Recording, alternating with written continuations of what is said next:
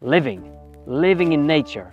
Many of you may have thought or wished to be able to move out into an area like this and still have all your needs.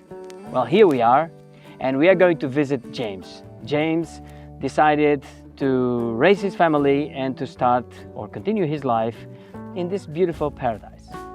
Let's meet him up. So me and my wife, we used to live in London on the canals on a houseboat, and we got used to the kind of off-grid lifestyle. We have to really pay attention to keeping an eye on how much water you're consuming and being kind of sustainable and responsible for your consumption. And having realized we could live that way and really enjoy how empowering it felt to be in charge of all of our own kind of life cycles of water and waste and everything. So we decided on Portugal and decided to come to this beautiful mountain range in the south of Portugal. It allows us to connect more with nature and to really be conscious of the cycles that we're living within in the nature around us. Most human cultures across the world and throughout time have often had an idea of the importance of circularity, of recycling your resources, or just living in cycles, whether it's the cycles of the seasons, of agriculture.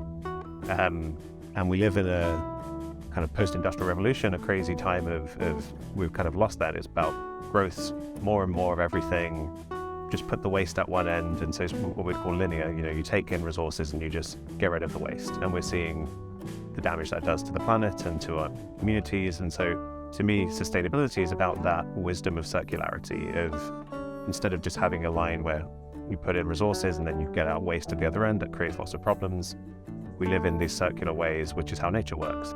I think it's important to have a kind of what you might call a growth mindset, where there will be challenges to overcome, and then in overcoming them you learn how to deal with the stresses of life that come at you. And it's kind of an intentional way of being, where you're deciding to take the reins of life in your own hands. And yet the importance of other people, of leaning on people who have expertise and using their advice and their wisdom is really essential, so you don't feel like you're just doing it alone.